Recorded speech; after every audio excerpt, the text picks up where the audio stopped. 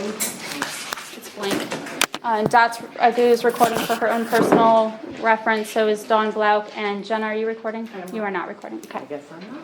And strike that. Dawn is not recording. Okay. Changes to the agenda, the ones that were given out this evening are correct and accurate? Yes, they Okay. should say on the very bottom line, revised. Okay. Public input, we have Connie Brossman. Yeah, I just wanted, Connie Brossman, 1056 Line Road. I just want to address the handbook. I won't be at the meeting, so I don't know where you're at with it. Are you in the middle of it or almost Are you finished? talking about the employee manual? Yes. Okay. At this point, as far as I know, it's being revised with the revisions that we had, and then it was going to be given out to the police department for review, and that is all we are at, as Okay. far as I know. Jenna, is That's that? correct. Okay, so I just want to read something to you here. Unless the text of an employee handbook clearly indicates otherwise, an employee handbook can be considered a legally binding document between an employer and its employees. This means that an employee can sue an employer if the employer fails to honor any of the provisions within the employee handbook.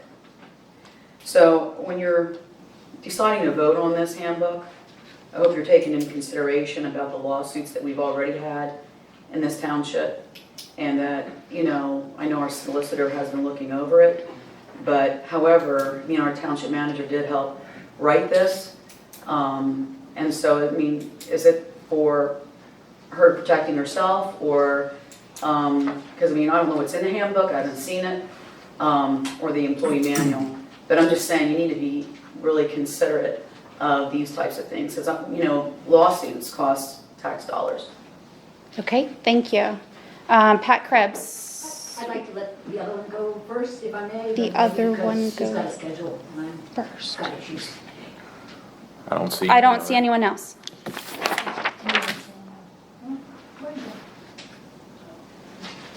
Okay. Number one, thank you very much for the, working on the stop signs at Lawn Road and Colebrook, 341, that we have stop signs now at each of the 3 locations, PennDOT agreed to that. And then you have a red flashing light on top of them, and I got the idea that perhaps the red flashing lights could be put on the pedestrian signs out here on 322 at the crossing, because it's so difficult to cross there and convince motorists that we're really out there. And I don't know what the cost would be, and I presume 1, PennDOT would have to approve it. And then 2, I'm guessing the township put those on, or maybe PennDOT put them. I know nothing about the So- red lights. I'm assuming it's because Red it's flashing temporary lights. or So, new, but Chief of Police sent a letter to PennDOT reviewing that intersection because of the amount of accidents that had been going on. PennDOT did look at it and said, yes, it should be a 3-way stop sign. I'm not sure what the red lights, if there's a certain amount of time that they have to stay on when you install something like that, or if they're indefinite. And then with the pedestrian lights, I'm not sure what the rules are for a red flashing light on top of a pedestrian sign, so we can. I was under the impression I heard about the temporary speed limit sign that we have. I had heard that the red and blue, because you can make it flash red and blue, and I heard that that's illegal to do. So I'm not sure that a red flashing light is allowable, but we'd have to. I've seen it done on, there's a state pedestrians? road, so the state put those stop signs in, we had nothing to do with it, so I would imagine that they would know. Yeah, They could have their PennDOT flashing District lights. 8 is probably where we have to go, but my suggestion is, in order to make it a little bit safer to cross at the crosswalk, that if those are available to be put on, that would be a good thing. The other piece is, because we live on Lawn Road, we can watch the pedestrian traffic crossing from Stone Ledge to get to the park and then go back home again.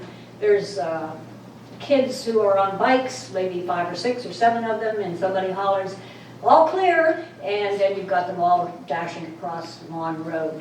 And a couple years ago or a year ago, I suggested that a crosswalk be put there, or signage that goes like when there's a trail or a pathway, just to alert motorists, because some of them really do speed coming from the south of Lawn Road to 322 to the stop sign and don't pay attention. So that's a risky place, and I would just dread to have some child or adult or dog get struck. So those are my two little quickies. Another really short thing, and the chief's not here, but an officer is. Chairman Bucks, you and your sons helped considerably to do the bike safety video with the police department. And this is the time of year when the families are getting the bikes out and whatever, and it's a really good video, I think. Leaden Valley Bike Coalition paid a modest amount to have it done. But if it were on your website, the South Londonderry Township website, go to the link on the police Facebook page, then maybe more people or parents would see it and encourage their kids to, or themselves to watch it. I think it's a good investment, it was well done, and that's my suggestion for that one. Okay. The other one is, I dug out the comprehensive plan the other day and started making it my bedtime reading. And there's some really good stuff in here. And I remember back working on it in 08, 09, 10. And as I read it, I thought, number one, congratulations for managing to keep the growth in Campbelltown, which is what we were trying to do with the plan, and also the rural area being so good in the farmland, da-da-da-da-da. But there's just lots of suggestions in here that don't know if we've acted on them or tried them, but I would love to see maybe an ad hoc committee we got together to look over that part of the plan that fits South Londonderry, because we know North Londonderry walked, decided not to do it. It's just, I think, excellent things in here. And on the very last, one of the last recommendations is that we update the plan by 2020. That's next year, so I'd be very happy to participate in looking over the comp plan and seeing what's good and what isn't any good and what should be changed, because it started in 08. There was a community survey taken in 2009. And now it was ratified and approved in 2015, and now it's 2019. So a heck of a lot of water's gone over the dam, and it'd be really good to take a look at this, I think. Thank you. Thank you. I don't have you on the list. If you'll state your name and address and what you want to speak about. Erin Crawford, I'm at 395 Bridle Avenue, and I just wanted to call to stop by and talk a little bit about the Campbelltown Community Alliance. I think we've had a member who's been here at a previous meeting, but it's a group of citizens who've been working together on community improvement efforts. Jenna has been hugely helpful to us in trying to gather some context about things that have happened in the past here and kind of why things are the way we are.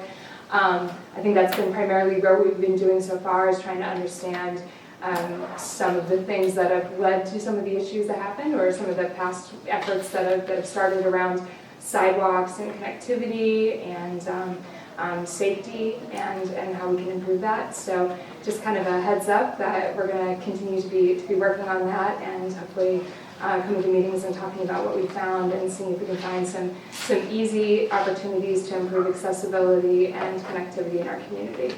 Okay, thank you.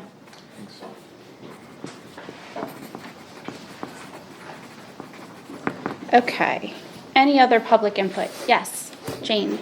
Jane Popko, I was on Schoolhouse Road.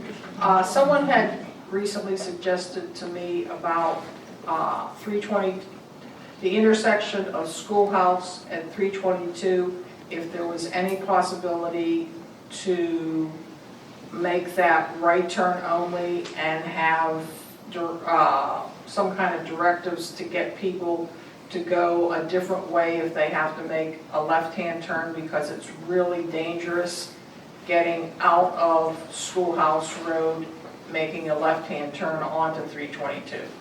So that's probably a PennDOT thing. So I would imagine so, if, yes. you know, the township can suggest that to them to look at it. Okay.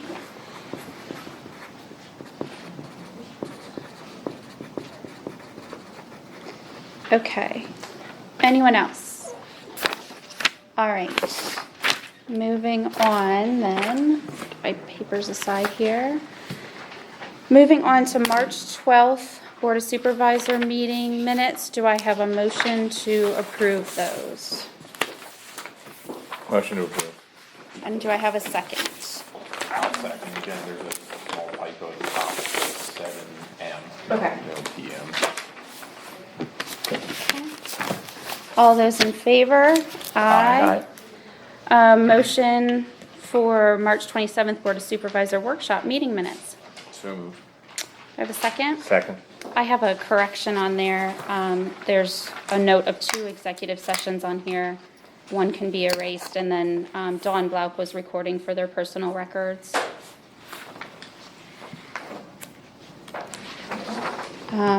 All those in favor? Aye. All right, moving on to bill and payroll list 619. Do I have a motion to approve those? Motion to approve. A second? Second. All those in favor? Aye. Jenna, your report? Do you have anything? I do. The rail trail, there was, at my request, the police department placed on their website just a notification that some work is going to be done near Eckerd Road and E-Town Road. They're working on the bridge that goes, that carries the turnpike over the trail to remove some cement that has the potential to fall. So they will be, they will have flaggers on the trail that will, you know, have it down to 1 lane, and when they're working in there, they'll open it up and have flaggers in there so that it could still remain open. That'll keep going until about June, they said, on and off. They were going to close it, and I asked if there was some other way, and also the Lebanon Valley Rail Trail system also asked if there was some other way that they could do it, and they said, yeah, they could do the flaggers. Dawn from zoning and I have attended 2 workshops related to the floodplain management this past week, last week, and then again this week. And then I did receive some information from FEMA that if you submitted documents to me in regard to the new floodplain, that either your property had been recently taken out, and I had forwarded those to FEMA. I did get some word back that they are accepting those forms, and there was one that needed more information. So I'm glad that they are listening. And the parks have been rolled and should be ready for use for the new season. I got an email from Lebanon Valley Soccer Club who said he was very appreciative of the condition of the park that he received. At the workshop meeting, I'll place it on the agenda, but the company that is doing the maintenance of the inside of the park walking area for Lebanon Valley Soccer Club submitted a proposal to fertilize the remaining area and just mow the remaining area. So I think it was less than $2,000, but I don't know exactly how long. I didn't get to look exactly what that was for. It was fertilizing and what that included. So I'll get that off to the board the next meeting. Yes, Connie? Jenna, what you said, you went to 2 workshops, one last week and one this week, That's correct. and was there an expense for any of those? I think they were both, no, they were free? actually both free. Both free? Okay, any other questions for the manager? Okay, moving on to zoning and code enforcement officer, Dawn. Do you have anything you want to report? 11 zoning permits last month, 9 building permits, 5 burn permits, had 10 complaints, mostly stormwater complaints, they're starting already. We had a zoning hearing board on March 14th, and that was approved by the board, but the variances for both properties, it was one person selling land to another person, and their lots did not meet the current regulation size, so they did approve the variance request on those.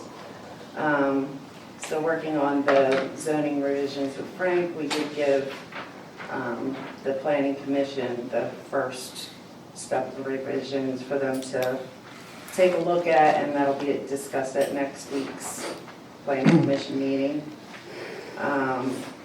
Meanwhile, we're going through the general requirements and looking to see what needs to be changed there. I've been working on the written illicit discharge plan for the MS4 requirements. I almost have it finished.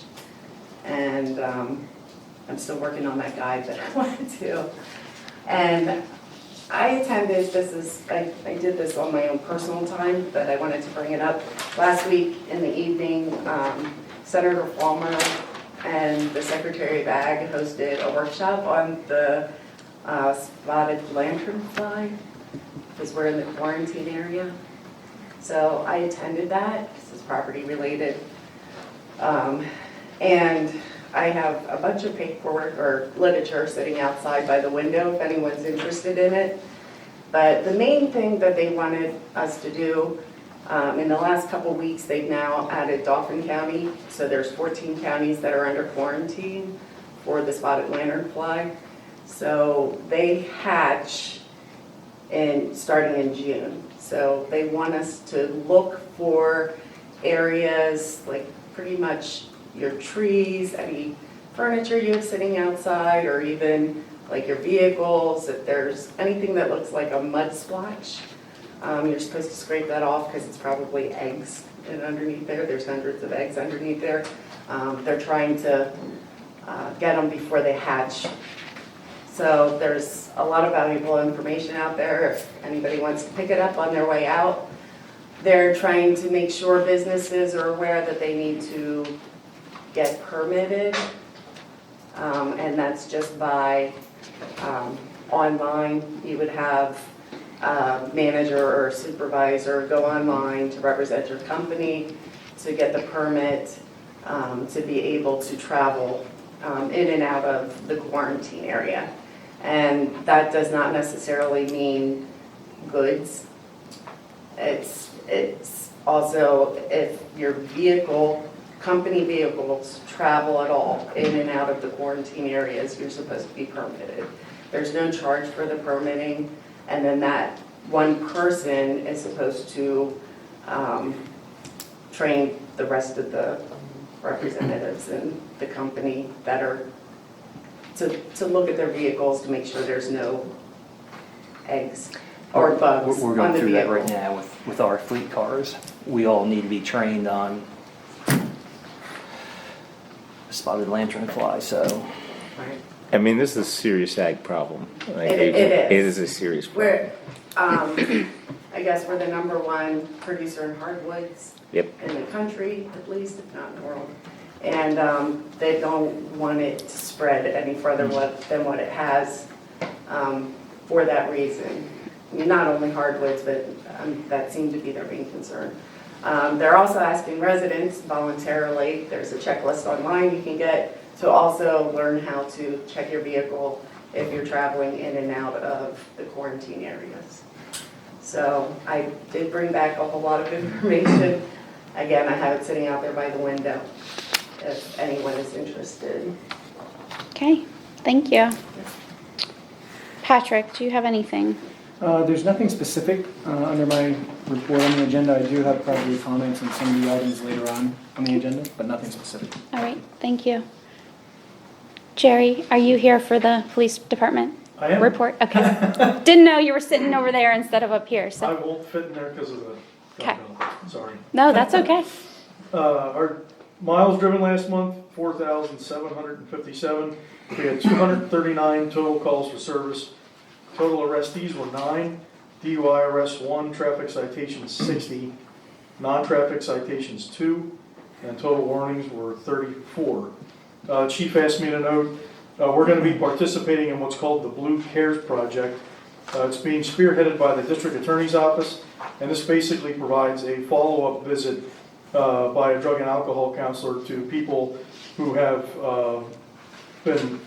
received Narcan, an overdose. I don't know how to say that. It stops somebody from overdosing, reverses those effects. One of the new programs that's been instituted is kind of like an intervention. A counselor will visit the house. The police department, along with the agreement of that person, follows up along with that visit. He also asked me to note Palmyra School District announced that they'll be hiring a police officer in the fall, which we strongly support. We think it's a great thing. They're going to be armed, and we feel it's going to greatly improve safety at all the buildings in the district. And then lastly, TMI exercise. The tabletop, I believe, is tomorrow at 7 o'clock, and then the actual drill on May 7th here at the building. Okay, That was it. thank you. Thanks. Did Scott have anything for Public Works? I didn't, okay. Kendra, library? Yes. The Palmyra Public Library Board met on March 19th and will meet again this month on April 16th.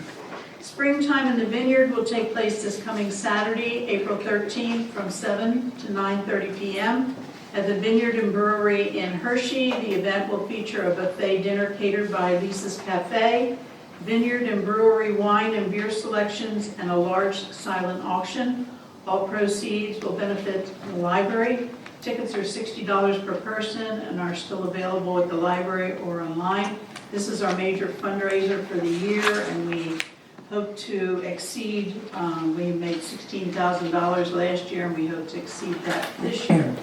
Lebanon Valley Family Medicine has sponsored 2 therapy lights for use in the library for anyone. The library is sponsoring Library Director Chelsea Weibly as a member of the Hershey Palmyra Sertoma Club. And the library is offering 2 sessions on April 18th and April 25th to learn the basics of operating your Android phone. You can call the library to register. February circulation of materials was 11,899, and library visitors totaled 11,508. Library visitors are down and circulation of materials is up. And the silent phase of the library's capital campaign is in full swing. The public aspect should begin in August. Okay, thank you. Campbelltown, Mark, are you here? Okay. For the month of March, we had 64 calls. Average personnel per call 8. Average response time 3 minutes and 25 seconds. Assist to Palmyra 4 times. Lawn 3 times. Lawn ambulance 20 times. Lifeline ambulance 4 times. West Hanover Township once. South Hanover Township once. Hershey 6 times. High Spire once. And South Londonderry Police Department once. There were 4 building fires, 1 chimney fire, 23 medical assists, 5 motor vehicle accidents with injuries, 2 motor vehicle accidents with no injuries, 1 person stuck in the mud, 2 power lines, 2 transfer assignments, 14 dispatched and canceled en route, 1 controlled burn, 2 automatic fire alarms, 4 no incident found, and 1 carbon monoxide. Thank you. Jack, do you have a report for Long? I do. 14 fire calls, 1 to Conawago, 1 to Raffo, 11 to South Londonderry, 1 to South Anvil. Of those, there were 3 motor vehicle accidents, 2 building fires, 1 environmental rescue, 1 special incident, 7 dispatch canceled en route. And I also have, we had 114 EMS calls, 78 of them to South Londonderry. Okay, thank you. John. Bill, do you have anything? John, Oh, do you have I'm anything? sorry. EMS? John, sorry, we took EMA off of here, and now here you are. Yeah, well, I'm sorry. fortunately, I don't have a lot to report, but we do have the TMI exercise coming up, as Jerry accorded to, on May 7th. We're going to be doing a tabletop exercise in here tomorrow evening, just to make sure everything works, because this will be the first time we're using the Township building as the Emergency Operations Center. Again, I want to thank the board for their cooperation and support, and we're going to moving right along. All right, thank you. Thanks, John. I'm going to say something. John was at the flood-proofing training we were at yesterday. I just wanted to recognize the fact that he was there. Thank you. Thank you. Bill, do you have anything from Park Area Recs? And, yeah, Commission?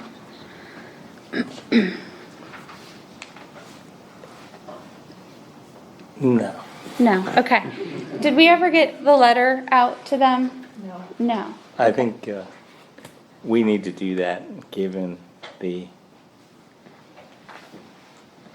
situation with the Lebanon Valley Soccer Club and the insinuation that South Londonderry Township is not looking out for the best interest of the... I was looking over the agreement, the intergovernmental agreement again, and in there it states that we are supposed to ask if we're using a park or reserving it for something else, and we know that there's somebody from Palmyra Park and Rec using it, but that wasn't the case. So We did ask. we did ask, Yeah. and we were not told that they were using it, so that's I thought that was interesting that it was in there, that we did what we were supposed to do, and still we're not given the information. I know there was a letter in the works. Do we want to tidy that up and get that I out? have to kind of get what it is the board wants to get across. I kept going I around in think- circles, I kept sending it out. I think my opinion is what we want to get across, first of all, I mean, I think that this was a South Londonderry Township decision, not a, decision of one supervisor, myself. But second of all,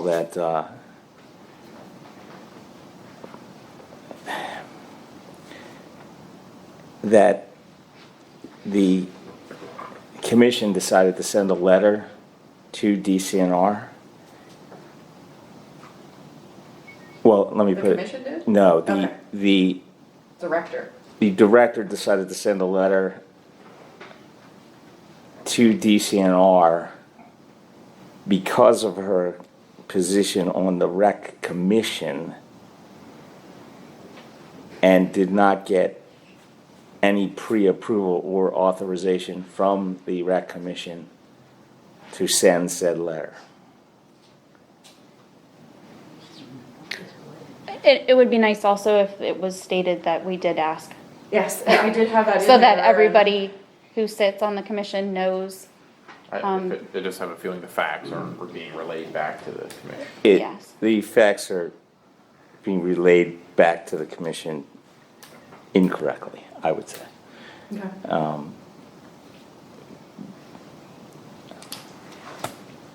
My opinion. I'll get that to you tomorrow and, I'll be glad to work with you on that. okay. Since I was the one involved, but I did stress that no matter what supervisor was there, it wouldn't have mattered. Yeah, it's Yeah, not we like made- one person gave permission for LVSC to come and Yeah. use the land. This And it's is not a, like we solicited them to come to us, or that we were looking for people to take over the park. They came to us kind of out of the blue at a meeting. Yes. Okay. Anything else to report on that No. aspect? All right. So we have minutes to review, or for review in our packet from the Planning Commission, Historical, and Municipal Authority. Township officials' input. Do either of you have anything? I don't. I just wanted to touch on what Jenna said about her meetings that her and Dawn had gone to. The letters were sent out. We are in our 90-day review period, so just so that everybody's aware of that. Now is your chance, but you can't. Comment period, I guess. Yeah, and you have to actually have, what was the word, science and technology behind your statement. You can't just say, no, I'm not in a floodplain and send that in. You have to have someone whose official states that you do not. You would need an evaluation certificate. You would need to send in an evaluation certificate showing that you are out of the floodplain. And the map is still on our website The link is so that still you can look there. up your address. So I just wanted to put that out there again. And I would guess they also would need the Loma. They can, yeah, if That they would be part of the, whatever engineer you hire would go with. What you need. Yeah. Okay. Moving on to new business, the non-building waiver sewer planning module for Schuman.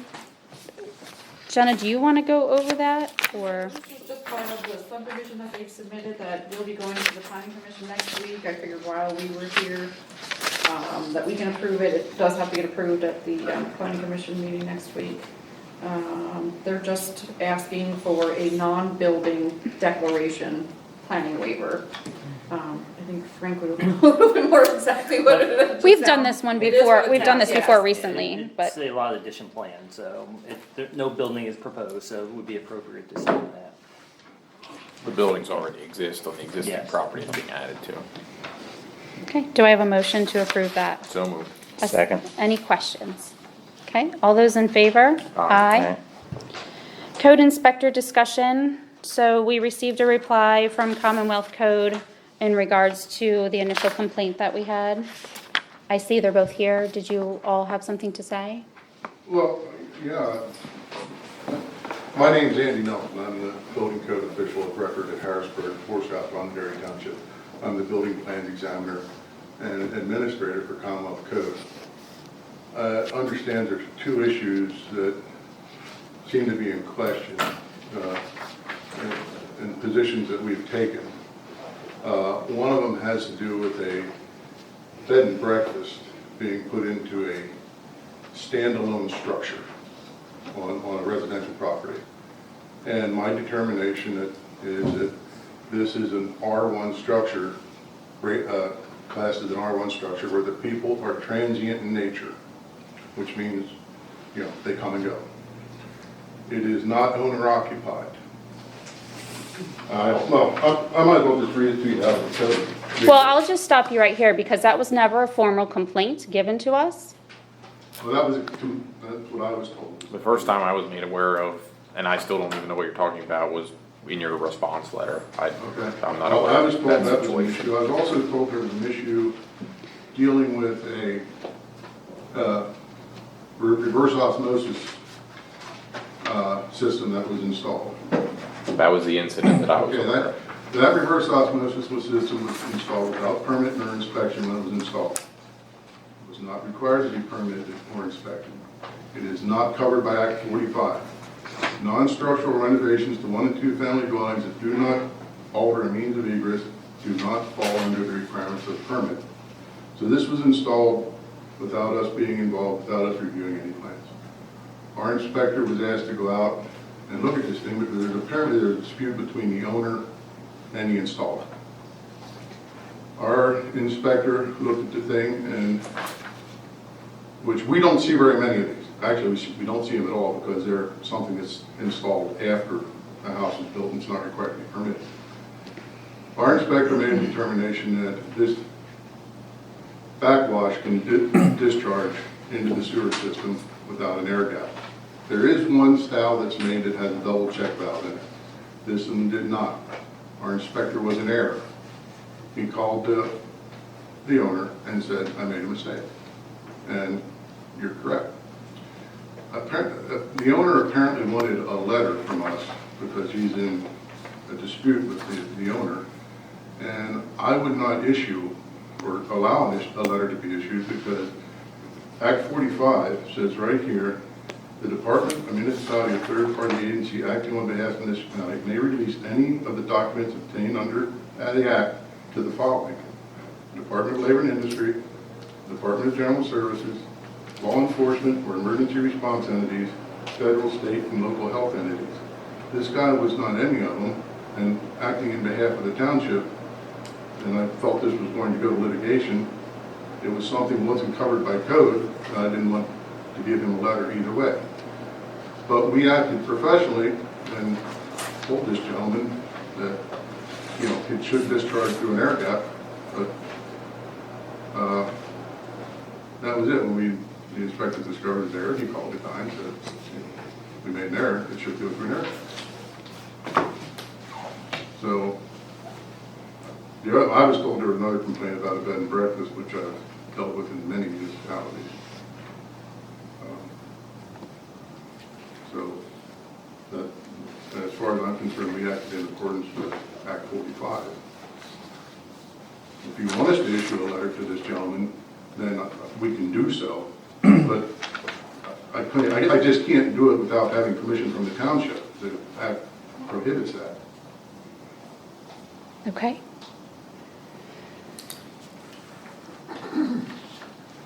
Do either of you have anything? No? I don't think I do. Okay. Yeah? Jack, do you have anything? I don't. Thank you for your response. Okay. Yes, Mr. Clee? May I? Yes, of course. Jerry Clee, 232 Pentecost Lane, Palmyra.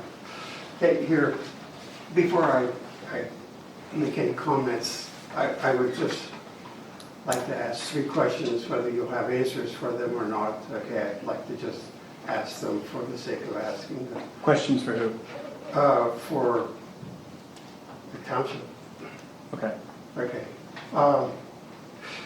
Does, to your collective understanding, does South Londonderry Township actually Lebanon County or the Commonwealth legally grant any code inspector for that matter, not just CCIS, but any code inspector, okay, the operational latitude that they created themselves in how they handle this situation, okay? Question number 2 is, to your understanding. I don't understand Yeah, question number 1. What do you mean by What are operate? you asking? They said they didn't want to get involved. I think that it's somewhere in that they used the phrase, I don't want to get involved, okay? And is that sentiment allowed to be a basis for a code inspector saying, well, I'll do this, but I won't do that.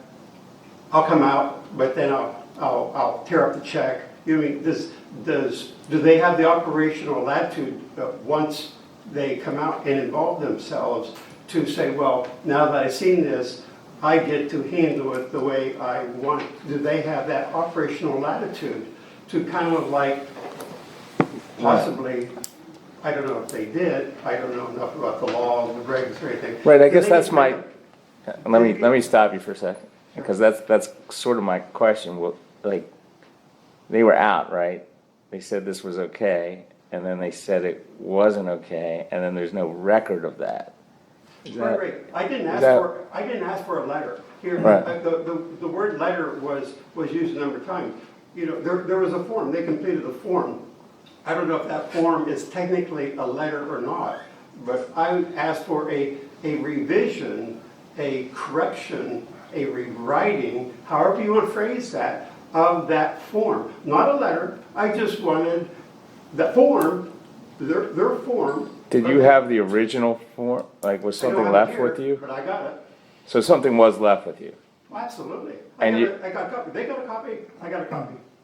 So you left a form with him and then called and said that's not right and didn't do a revision? Mike? Josh Nelson, I was the inspector on site. Yes, I left him a paper that stated, his questions were code year. My paper said the proper code year. That would have been restricted to his system. Like I said, like Andy said, we don't look at them often. He had called and said that he looked in the code and found it, pointed out the section. I reviewed it and said, you are correct. That is the proper code section. You are right. Your system should have been installed in this way. And then when he asked for more literature, I stated that. I asked for revising. But I stated the code. He told me the code section and I agreed with it and confirmed that's correct. So he already had the code title and everything in front of him, so our letter didn't change that. Like, anything I said, he already had in writing the code year and the proper book to be referred to. So the form he has is still correct? Yes, No. refers to the code year. Is incorrect. Whenever they kept a copy and I got a copy, what that copy says is incorrect. It did say you would be looking at the 2009 IRC, which was the code section that you came out of, because you were originally looking in the plumbing code, which is commercial. So I stated the proper code year. The question, the only thing that I could see wrong with the system is the lack of an air gap. And like Andy said, some have an internal air gap built into them. Without the installation instructions, there's no way for me to know that. So I did state on site that I didn't know of any section that required an air gap, and that's where I was wrong. But once he read me the code section, he is correct, it should have had one. So I told him that over the phone, and that was where I thought it would end. But Just so I'm clear, you weren't out there to inspect the system when it was installed? No, it was installed in 2016. Okay. And it was installed by some company that you purchased the system from, right? Correct. Let's make clear that I don't necessarily know if your issue is with code inspection company. It's more so probably with the entity that installed your system. It's not. But I mean, the township can't direct. The building code inspector is the building code inspector, and we can't direct them to issue reports or letters that they're not comfortable issuing. I mean, they're the code inspection company. And they're hired, they're appointed by the township for a reason. Yeah, my concern, Patrick, isn't that, it's the way people are treated. And honestly, Yeah, that's a separate industry. that's my concern. And if you're gonna make a follow-up call, I believe that was Mr. Clee's initial complaint. Yeah. I believe that was your initial complaint to us, as the way in which the matter was handled, correct? Well, my real complaint is that the piece of paper I have contains a falsehood, to my understanding, okay? Number one, it contains a falsehood, okay? Number two is that I'm used to, over the course of my life and what I did for work, I'm used to chasing people. I used to work in customer service, so I'm used to chasing people down to get information, okay? But here, when you engage a company such as the code inspector for the township, you would think that they would, if you reach out to them, that they would reach back to you. And I had to pursue it, okay, a number of days to finally get on the phone with the gentleman to make the acknowledgement. And I was pointing out in my complaint or my statement to you guys that you're the average resident of South Londonderry Township may not take kindly to that level of customer service, if you want to look at it that way, okay?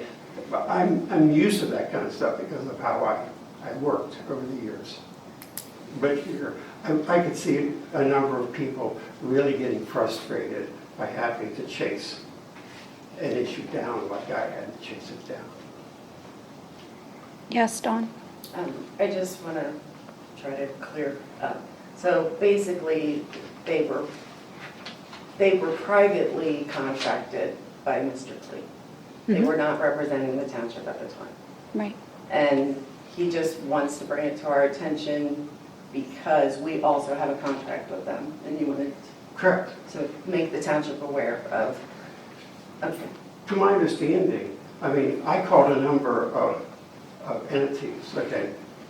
And even though on the Commonwealth, L&I's website, they have a number of code inspectors that will allegedly inspect in South Londonderry Township of Lebanon County. But when you call them, they won't, okay? And because I called a number of them before I called those folks, okay? And here, it's like, the reality is like that they're the only, if you want a code inspector to come out and just evaluate a system for a fee, you know what I mean? Regardless of whether or not there's a permit situation involved or not. If you want somebody to come out, they're effectually, they are it. Okay? I think you have two issues. One that one that is a township issue, and that's how people are treated by people we contract with in the township, whether they're doing business for the township or privately. If someone complains in the township, that every right that townships have. The other one is a private action. You contracted for a service, they delivered a form, and then when they called you, they wouldn't change the form. I think that's a private, separate action that you would have to take action on if you wanted to, legally, or however you wanted to do that. You know, that's a separate issue. That's not our issue. I mean, yeah. But you certainly have that right. Yeah, I just was here based on what the gentleman said.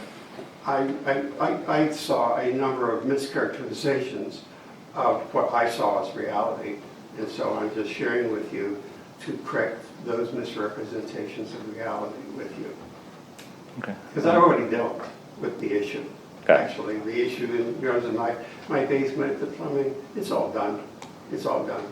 Okay, but here, if this was a true permit situation where I needed a permit, you know, where this was for real, so to speak, okay, I'd have some real concerns as to how it all played out for me.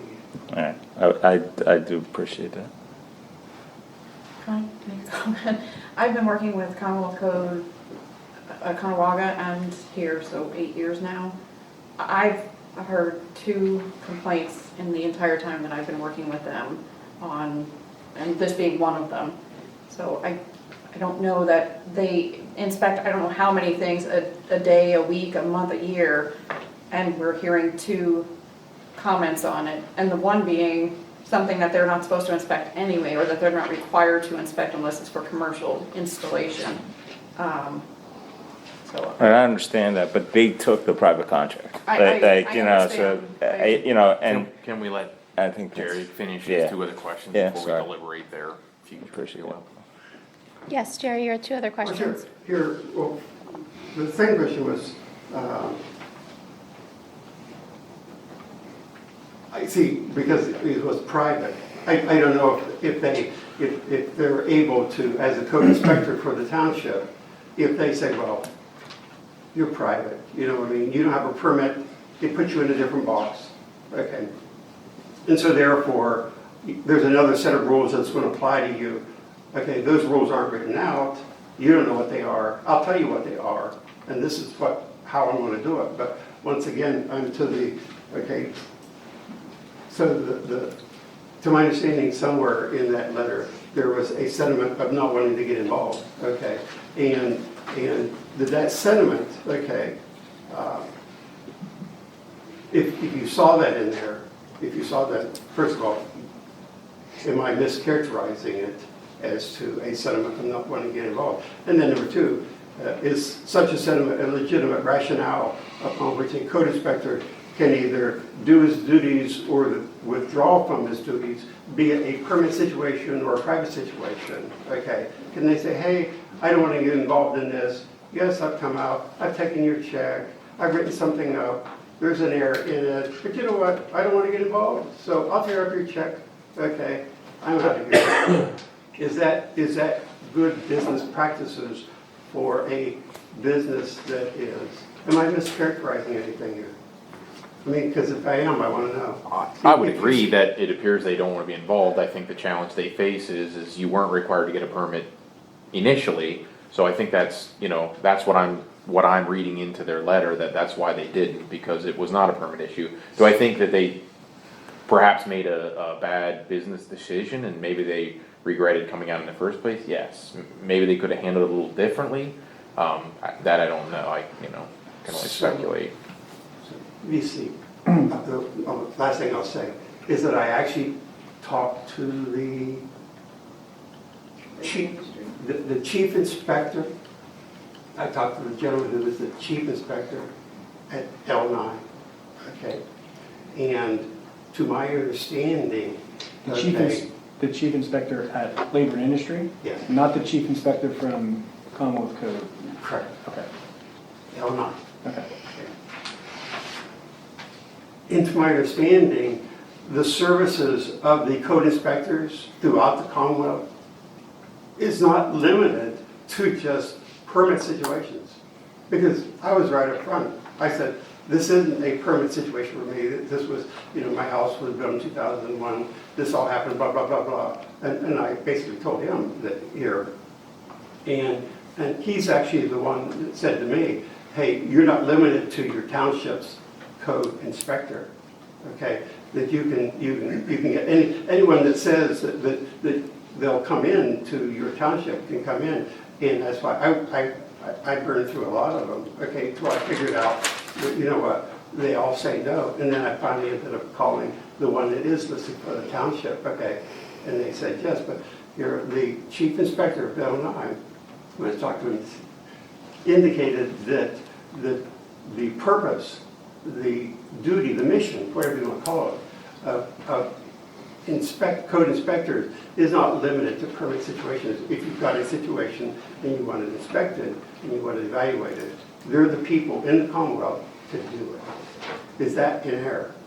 To your understanding, did I misunderstand him, or? You said a lot there, but the gist of it, I think, is Ellen and I told you that you could have any code inspection company come out, and that's. My point is that it wasn't limited to just, you're differentiating private versus permit. You're making a distinction, aren't you? Yes. You're making a distinction that my situation was a private situation versus a permit situation. Yeah, because it wasn't, you weren't applying for a permit. Right. So yes. So it's a private. Yeah. And I said that the L&I chief inspector said that they're there to serve one way or the other. I guess where I have difficulty is if you're not legally required to get a permit, we couldn't legally require you to comply. Well, the thing is that I was asking for their expertise. And I understand that, and I understand completely your frustration, and I would agree with you that if I were in your shoes, I would think that was a poor business decision, or at least as it may have played out between the two stories. I don't know, but that's where I struggle. Like, if we can't require you to get a permit to do it, we can't legally enforce it. Yeah, no, you have to be aware, this board, number one, doesn't have the building code expertise to really determine one way or the other. But I think what you're trying to relay to the board is that you had a poor experience with the current building code company, correct? I'm trying to get the gist of what, because this board can't do anything. Right. Okay, but I think, does everyone understand that? That's the gist. Yeah, we got it. Okay. Can I just say one thing? Sure. Maybe two. I'm Gail Clee, 232 Van Post Lane. One of the reasons I felt that it was good to bring it before the Board of Supervisors is because they do inspections for permits for the township. And if they're willing to say, okay, yeah, I made a mistake, but I'm not going to document it. I don't want to get involved in that. And so they said, yeah, this is fine to start with. You're up to code, everything's good. And then they, through whatever means, find out that they made a mistake. And they maybe come back to the board, say we were the board. They come back to the board and they say, we made a mistake, but we're not going to document that for you. You have our word for it, but you're not going to get a piece of paper that says that house, that plumbing system, that whatever was not up to code. And the homeowners find out about it 15 years later. That's why I thought it was important to bring it before the board. Just business practice, and if they're willing to do that to us, are they willing to do that for the township? That's all. We know you can't do anything about this particular situation. Yeah, I mean, It's not your business. I appreciate your willingness to tell your story. You know, most people wouldn't, so. Yeah. Okay, so we've heard that situation. Yes. Yeah, but that, I mean, I do have an issue with that, honestly. Like, I mean, I get we can't do anything about your situation. I understand that. So But, that being said,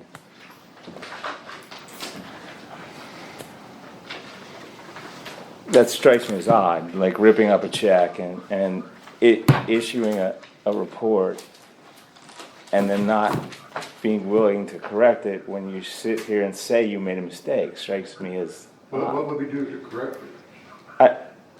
I don't know. That's my question, I guess, to you. Like, you said you made a mistake. Well, I don't know, maybe you've never made an error in judgment, but we did. Now, if we need to issue him another inspection notice, we will, but I didn't, that says it's supposed to discharge through an air gap. I read you Act 45. Yeah, but that was, I get that, but you contracted privately. Is there not a difference there? It's probably a little different. I mean, he was but we can't get in the weeds here. I don't want to get in the weeds. I don't want to get in the weeds on their issue, but I do have a concern about the practice, and then how that could impact us, because they acknowledged they made an error, correct? Yeah, I'll just, And instead of issuing a new report, they tore up the check. I don't understand that, I guess. And I understand that's their private situation, but I don't think that act applies to a private contract between you and them.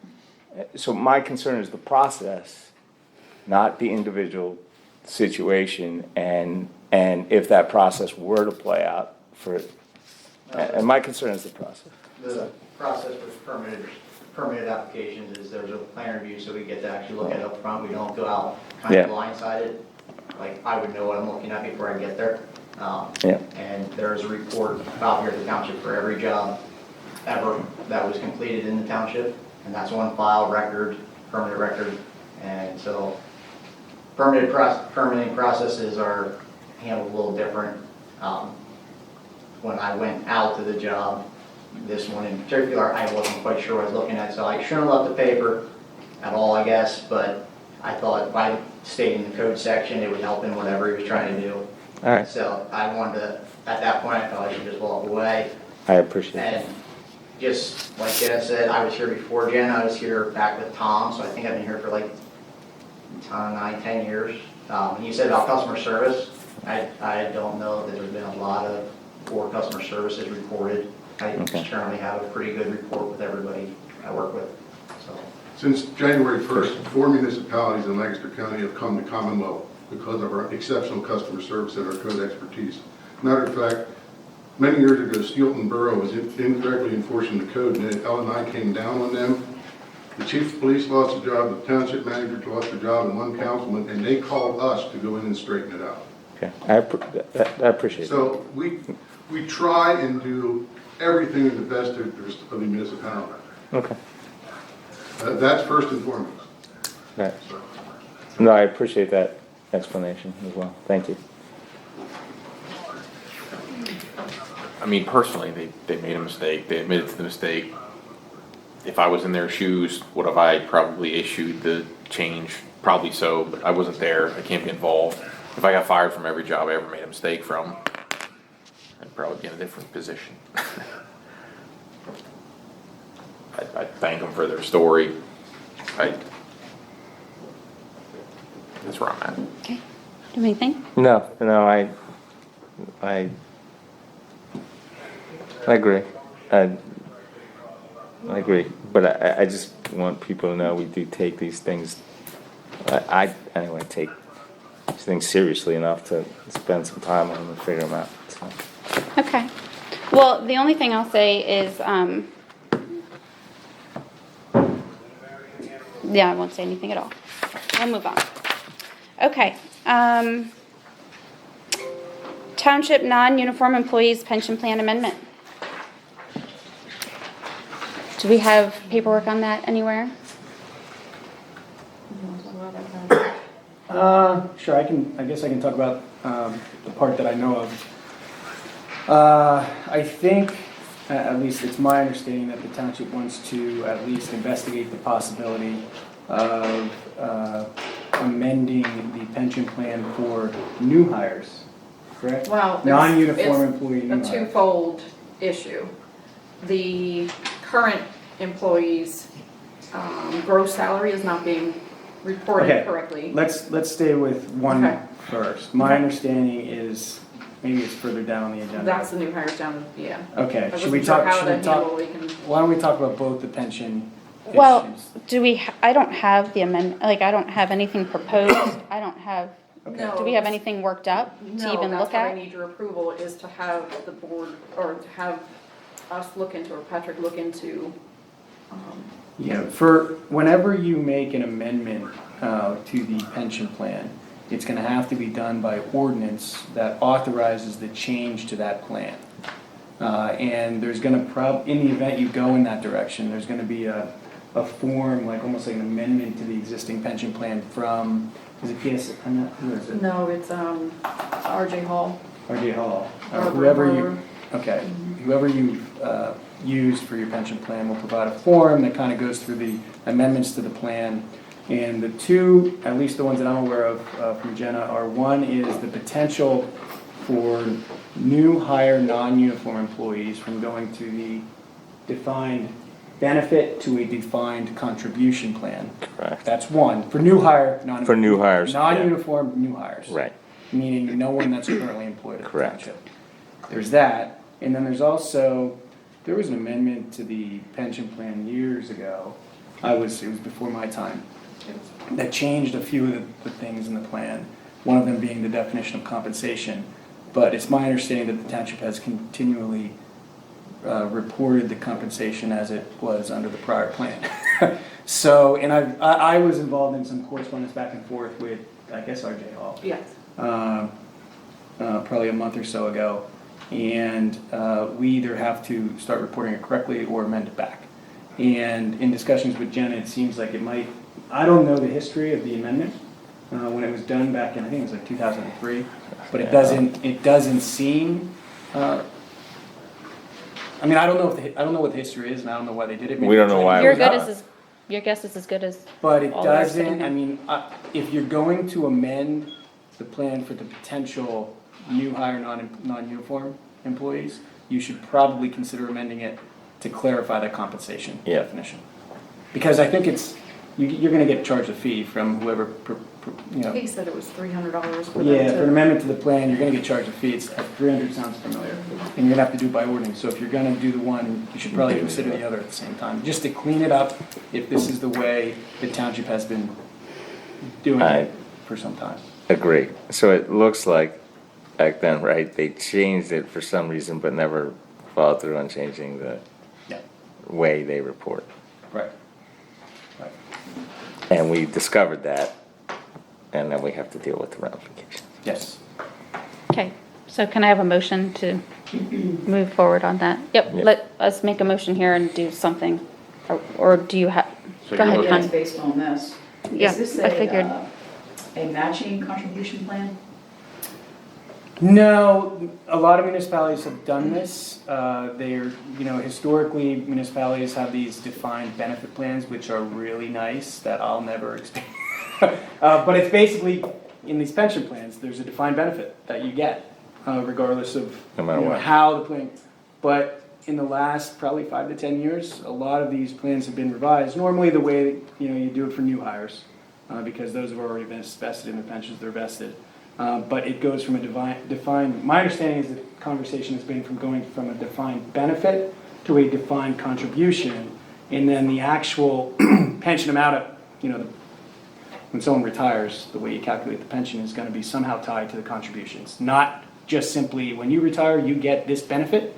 It's gonna be when you retire, you get a benefit based upon your contributions, and listen, I'm not a pension Well, I just want to expert, know, but- I know you're a lawyer, right.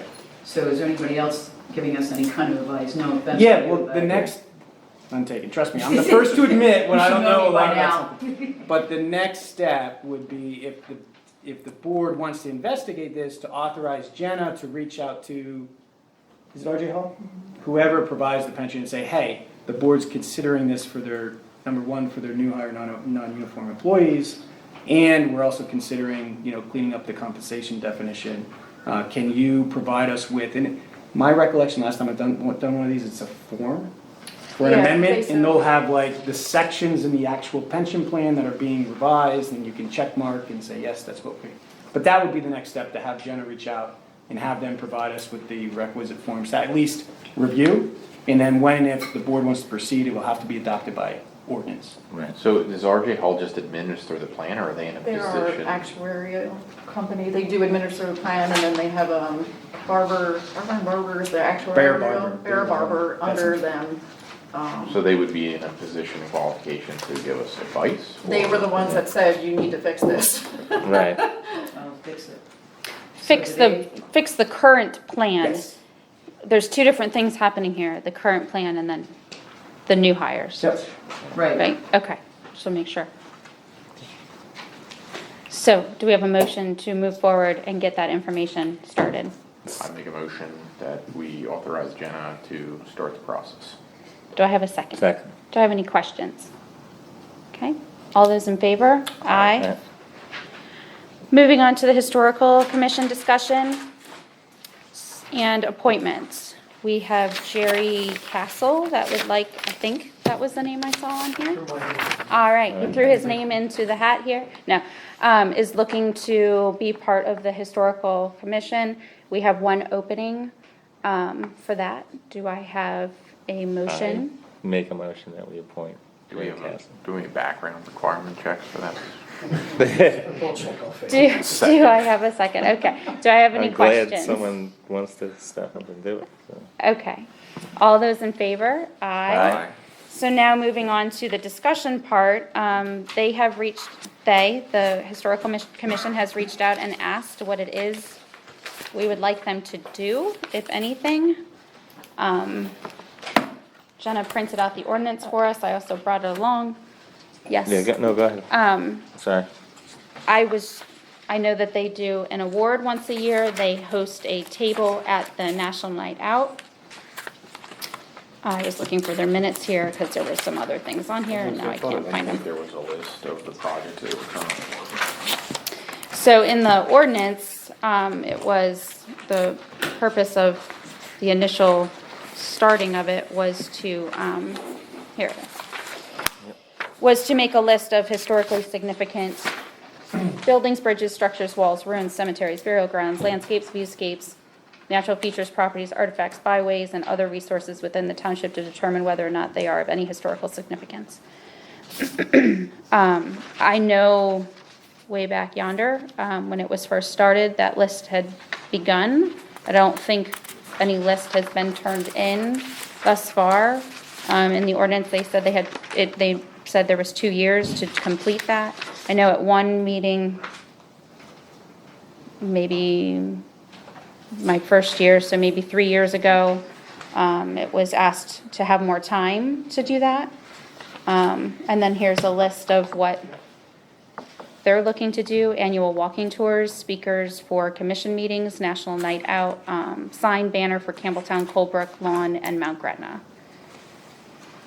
Did you have anything to add to any of that? Did you meet with Cindy Skinner I have then? not, we have, Okay. we've been kind of missing each other, but, she also had, I'm not sure what exactly she's referring to here. Any new goal or accomplishment, or if the board would like to change their function. And they also had an estimate for repair to the original Bell Memorial. I don't know anything about. Did they finish the list? I guess, do we have, We are not in possession of the list, no. like, I mean, that's originally what it was. Like, I would like to see them, I think it's a good idea to finish the original purpose for which they were created. That's my opinion. It's hard to task them with something else when they, Yes, Pat? Because I've been reading the comp plan, my bedtime reading, there's a whole section in there about the history and what a commission should do and the kind of activities, so we may want to refer them to the comprehensive plan. And I'll speak on the list part. Prior to me knowing what lists can do, I get a little leery about lists. We have a lot of buildings in town that, yes, have historical significance, but some have gone past the part of repairing them. And sometimes when you have a list, there's a lot of red tape then to try to do something else with that building. So I would just caution. I mean, we're not declaring anything a historical site. No, but though. there's ramifications in our zoning ordinance that. Right. I know the church, the little white church, Campbelltown United Christian Church, they had issues, not issues, grand issues, but they had to attend a couple different meetings to get permission to tear the house down that they made into a parking lot. So of course that just costs money for them to do those things. And then they have a memorial, which is beautiful to what was there, but again, that just costs money to do those things. So I get a little nervous about lists that might prohibit. I get historical, there's definitely a balance to that, for So sure, but So do we want to change this then? I don't know. Because that It is is, in the, yeah, that's my, Now, it does, We're not in possession of this list, but that church Last- still had to jump through all those hoops, or was that on That's some kind of Kind of what historical I'm curious about. state registration? So I'm wondering if we're not in possession of this list, why was this a requirement? Was it because My the list memory was- from it was Okay. that the church, and this is strictly my own memory, I don't think I was supervisor at that point either. They went and had to attend a historical commission meeting to get permission from them, and then they had to go to a planning commission meeting to get permission from them. And it was all based off the zoning ordinance as to whom they had to have. They were supposed to actually have a whole plethora of plans and stuff. There's a long list in the zoning ordinance of what you have to do to tear down a historically significant building. And since the planning commission deemed it as historically significant, The planning commission or the, it was kind of all, okay, and the church just was trying to accommodate, so they were like, well, we're definitely going to, we'll make accommodations, we'll put They up had a to do plaque. A plaque or a memorial to the. Right, Kind so of, the whatever planning- you wanna call it, So the yeah. planning commission can deem something historically significant. Well, I that's what don't- I'm wondering, if we are not in possession of this That's- list, why? Yeah, I'm confused. I don't know. That's, There are confused. two lists that were, I'd say, started but not completed. Like, Yes. they're not, because I referenced it to look up something that could be coming up in the future, so I could try to decide whether or not they were gonna have to go to the historical commission. This particular property was not on the list, but the list is not very clear as to what. So there is It's a kind of list. just like a list of Like, things yeah. for them to look at. The Officially historical submitted. commission does have a list. There is one that was started. I'm not sure who's in possession of it now. Marty, do you know, does Lois have that list? I know Maria used to have a list, I think It's been a long Maria time. might have it, but I can check on that. so it's been a long time since I've been. Yes, Connie? Well, there could be two, I'm thinking you're talking about two lists here, but if the state goes and says, if someone goes and says with the state that they want a particular building to be labeled historical, it doesn't matter what the township has right, to say. right, that's, you got state Right, and federal. Exactly. Right. But that, But you're both also referenced in the zoning ordinance. but- yeah, well, we would have to do But it like that this anyway. list would be much bigger than what's on the state. On the list. state list, right. Okay, so Anyway. Back to The original what we want questions. to, well, I would think if we See. don't want that in here, we need to revise something, right?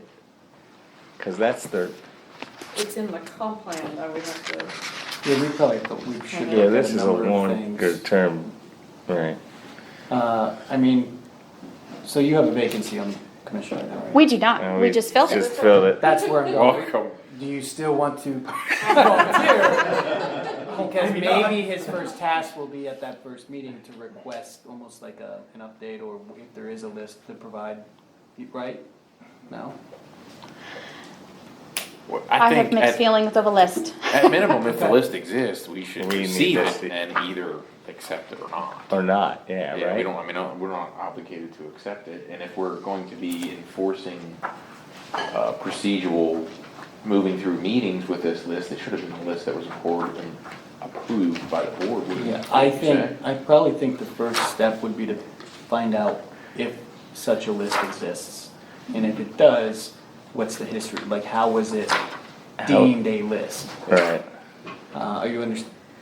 Well, Cause then- I'm not with sure this how list, that. And then dump the next inside step- The church got on it. Because it was a market, it was one of an Well, original, it was a dump. Because- and therein lies my point. So you have a list of these historical significant places, but that place, in my own opinion, was beyond repair. I think there's a difference between the existence of a list and a list that was put together and properly and finally adopted or approved or authorized. So Right. that's probably the first step, and then after that, or concurrently with that, we need to, if the board's considering making some amendments to this ordinance, we'd have to look through the zoning ordinance and any other references to the historical commission and see Well, what, it's a if good any- time to do that, right? Ish. We're looking at ordinances. This is a different ordinance, not Yeah. in the zoning ordinance, is that what you mean? Since we're looking at the zoning ordinance as a whole? Right, but it is Yeah, all but it still is kind of connected. Could you advertise it all together? Is that what you're saying with the zoning ordinance? Yeah, because, right, because then, It's still The zoning- two different advertisements. Yeah. It's two different You wanna keep, numbers. your right? zoning ordinance I would keep completely separate. right, yeah, You don't have a code of ordinances that are on the books yet, you have one that we're currently trying to get done. right. But still have an old school standalone ordinance book. With Right. each ordinance ever adopted, zoning ordinance being one of them. So if and when the zoning ordinance amendments are ready for the PC and or the Board of Supervisors to review and hold a public hearing, that should be separate and Separate. distinct from Got this, it. separate and distinct Got it. standalone Right, ordinance. got it. Does that make sense? Yep. So we're tasking Jerry, the newest member, with asking about the list. If whatever is completed at this point, if it could move its way towards us, I guess. Am I hearing that correctly? I would agree. In the meantime, I think we should research a little bit how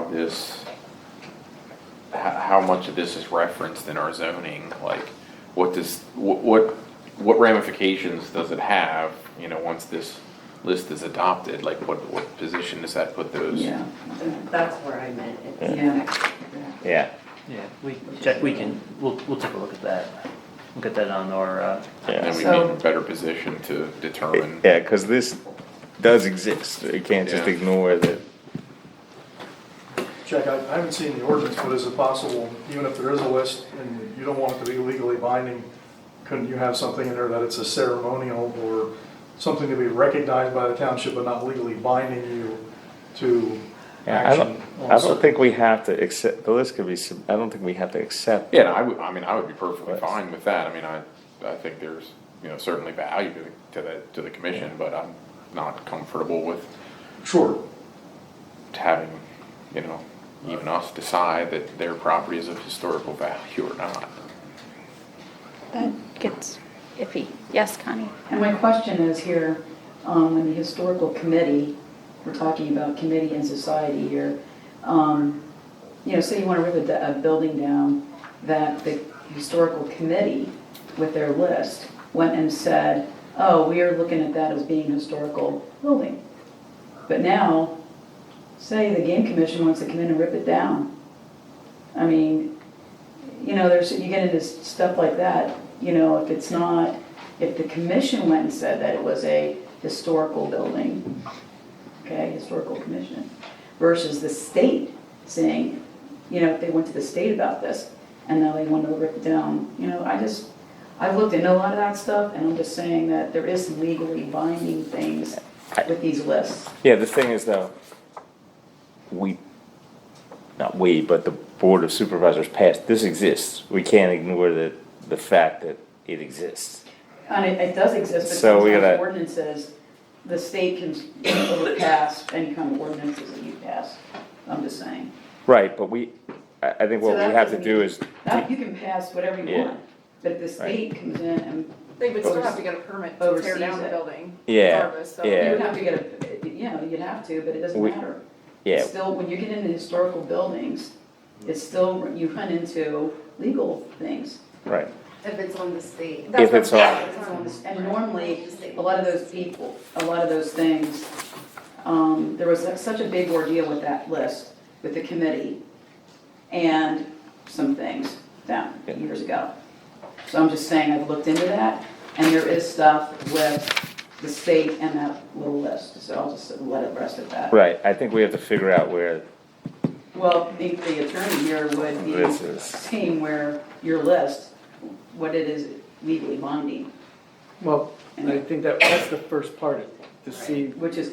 Which we need to see in the zoning ordinance. If the historical commission says that this list is this list and the supervisors adopt it, what does that say in the zoning ordinance? I mean, I couldn't find that the supervisors adopted any list from the historical commission.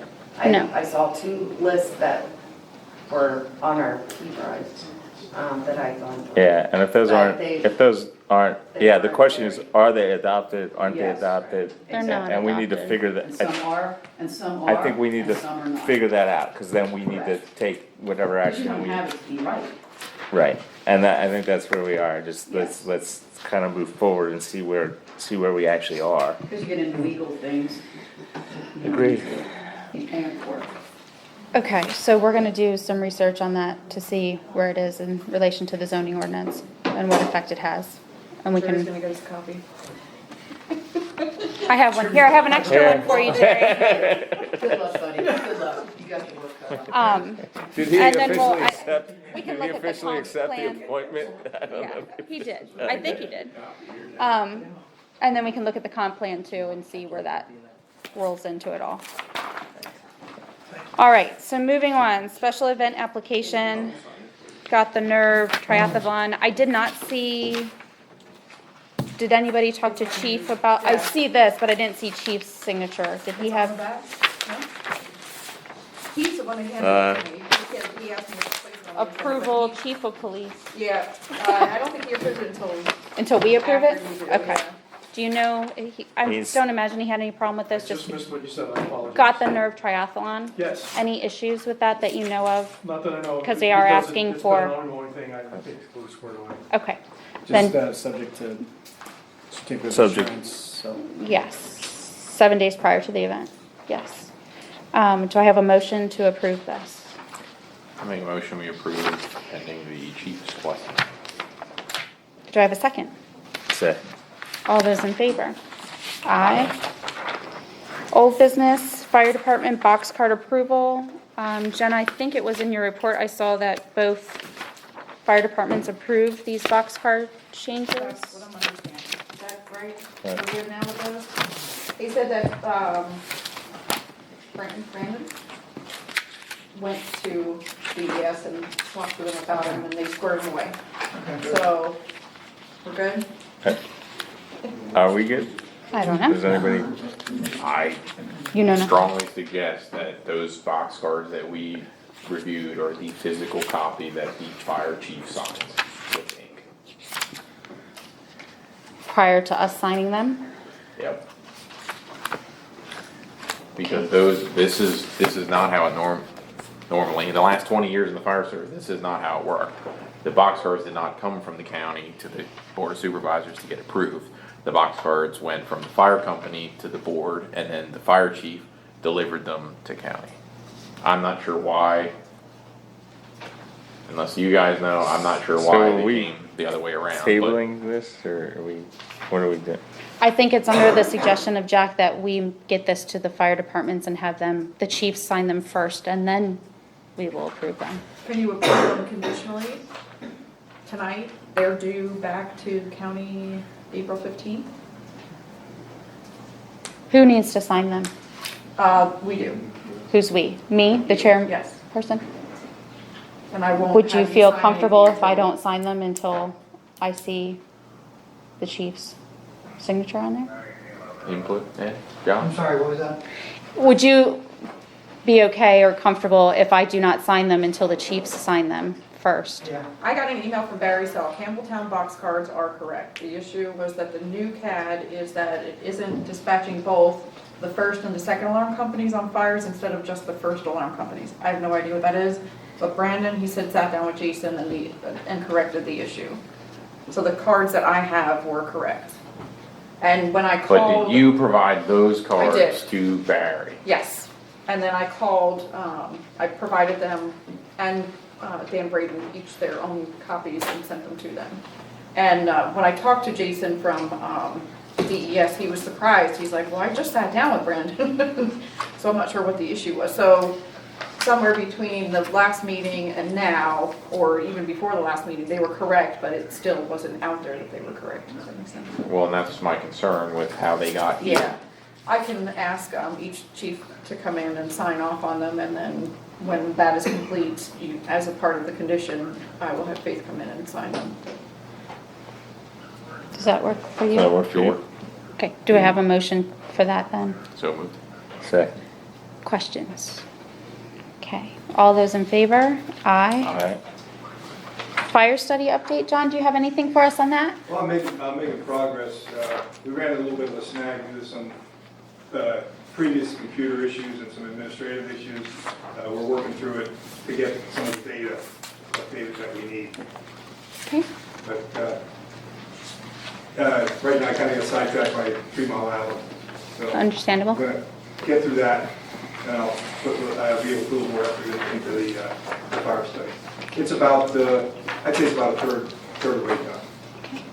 Thank you. Yes? I'm sorry, just to go back, I just texted Barry and asked him if the box cards are okay, and he said yes. Okay. Thank you. HVAC upgrade update.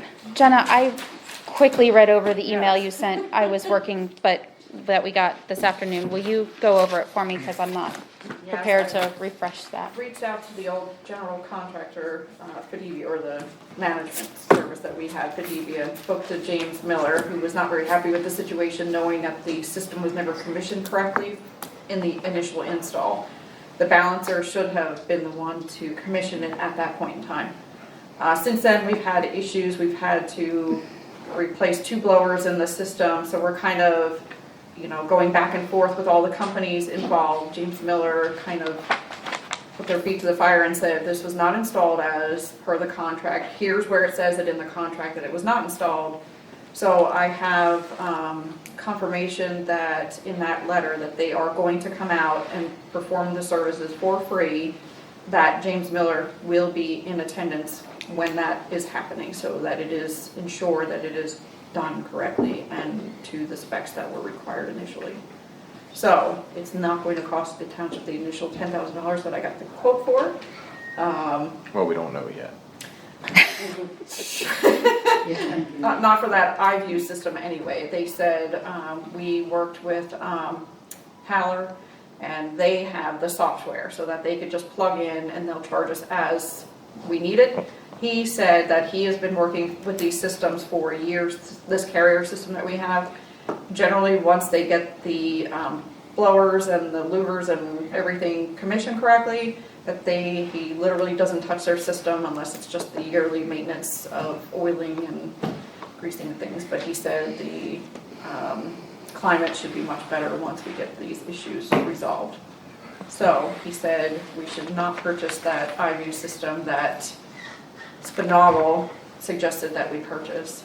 So we'll just use Haller or a company that does have access to that system when repairs need to be made. But just so I'm clear, the first step is Midstate is sending someone to do the initial work that was not completed. Midstate and the balancing company, I think it was Century Engineering was the company that was working with doing the balancing initially. I think there might be another company in there as well, but James had everybody, he called me this evening around 5 o'clock, and I spoke to him and he said, I just want to let you know this for your meeting, so you know that this meeting will happen. They will be coming.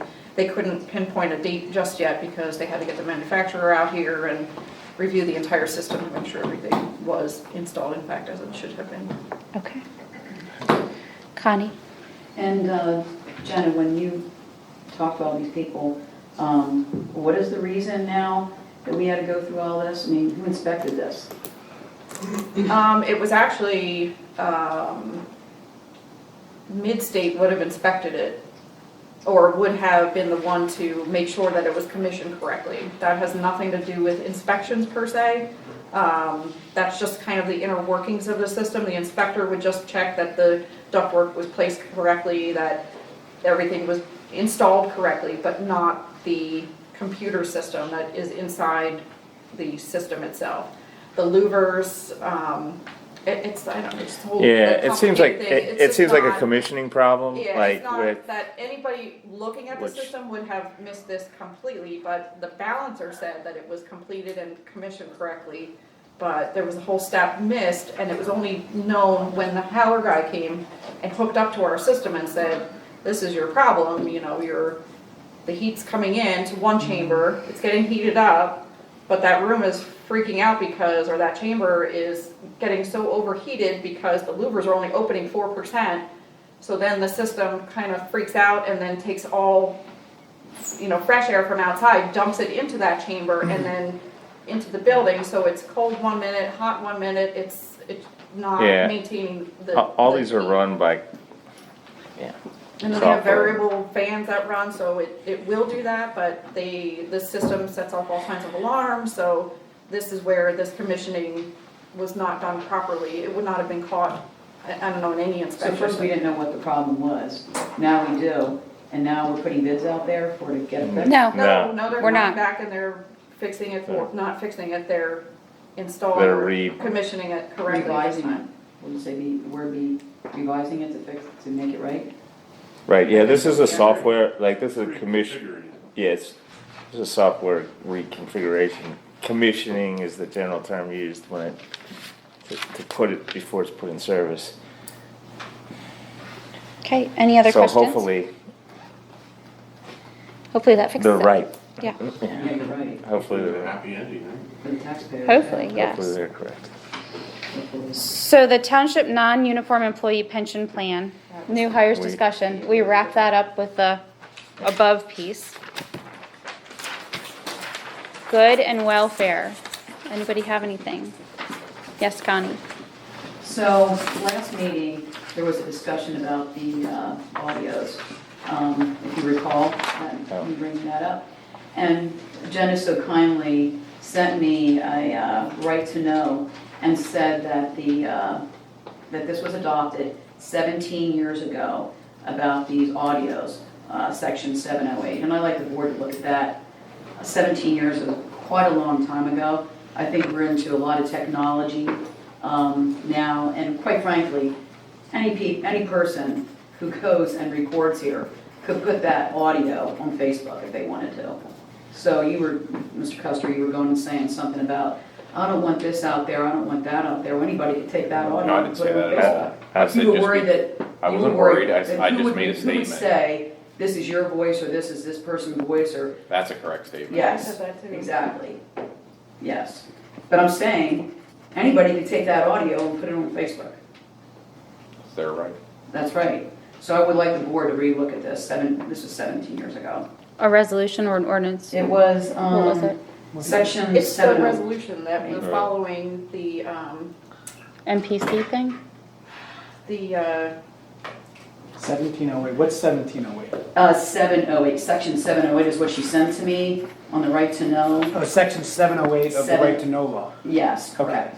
all right. That we, as a township, had adopted That we're 17 years ago. following. it's the, No, the right to- No. It's the, document retention Oh, that we Yeah. follow. That's what is in the ordinance. So once that gets updated, we're still following that same document. So as that document, Yes. okay, the right We to can know just law. look at it. We The don't need to talk the about right to know law is separate and distinct from the, there's a statewide. retention, the payment, Yeah, the, there's a Pennsylvania statewide document, you can retention. find on, you Google it, Pennsylvania State Retention Policy, and it spells out every type of record that governmental entities in Pennsylvania have to Right. retain for a certain period of time. Some of them, if, as soon as they're no longer administratively necessary, you can get rid of them. Some of them, like an ordinance, you have to hold on forever. I mean, if that's the. And I don't know, It's just that's the what I'm trying to resolution. fit. I'm just going by what she sent to me. The- And from what I looked at, the board had to, I'll be honest with you, section 708 sounds like the right. is the right to know law. It is the right to know law. There are two different things that I sent to you. Alright. One was the denial for the right to know request under 708, and then the other one was you asking me what, about the audio. right, and I said, well, this was passed it was 17 years ago, but it's the Record Retention Act, so we're following that, whatever.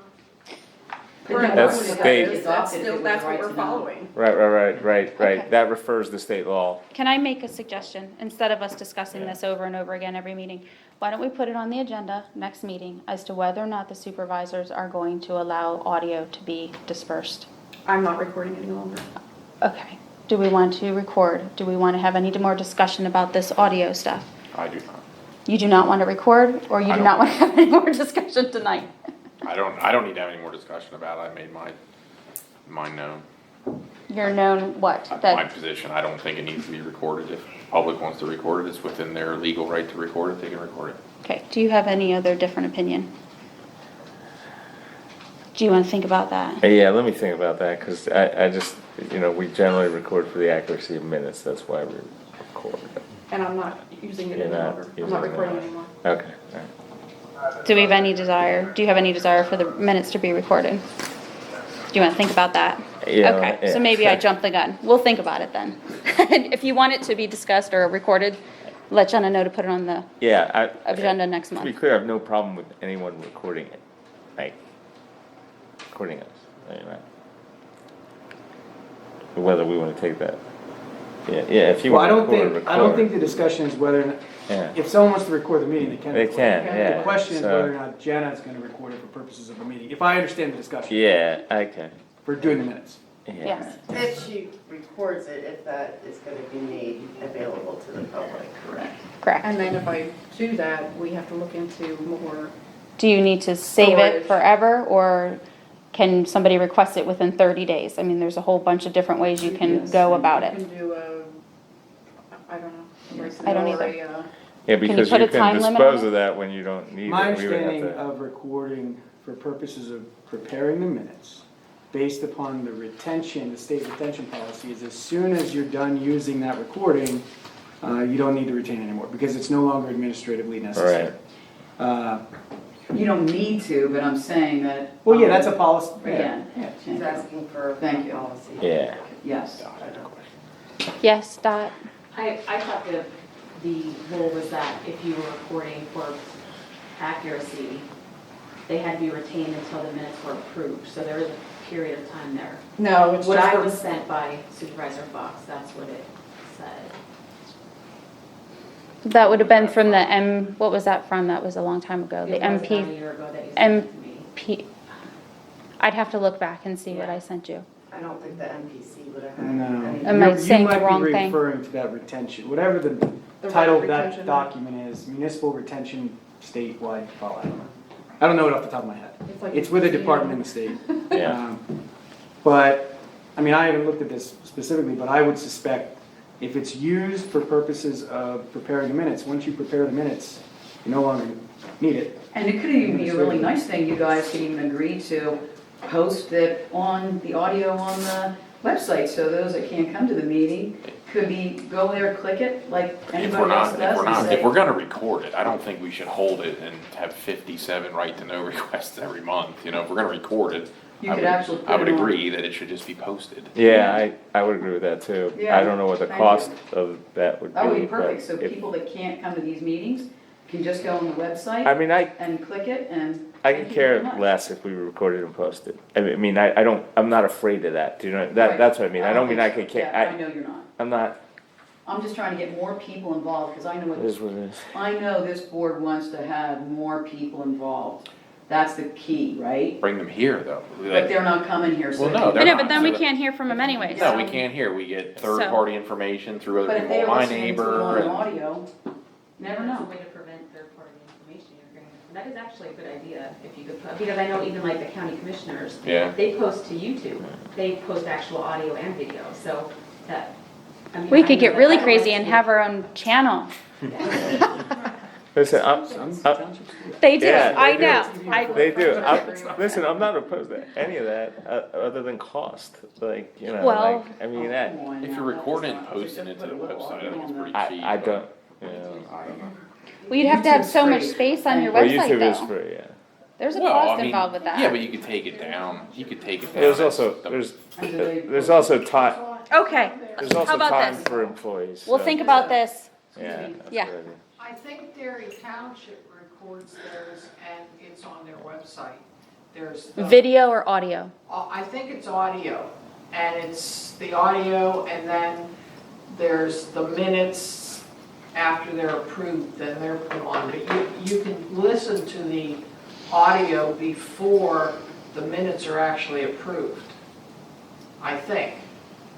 So you can just go double check that on their website. But I think they have audio and the printed minutes, and but I don't know how long they keep the audio.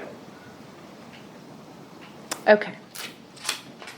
So, I guess we'll table this for now. Right, we asked for you to Just think about talk it about and- it, yeah. Yes. possibly come up with a policy. All right, so moving on, our next workshop meeting is April 24th. Do we currently have anything on that right now? No. Okay. And then supervisor, the regular meeting will be May 14th. Do I have a motion to close the meeting? So move. Do I have a second? Second. Okay. All those in favor? Aye. Meeting adjourned. Okay. Jerry, here you go. I think I may already have one, but I'll take another. If you haven't, you want. Sure, that's an extra. I had no idea this much in the world, I honestly didn't. And just think, if you're a supervisor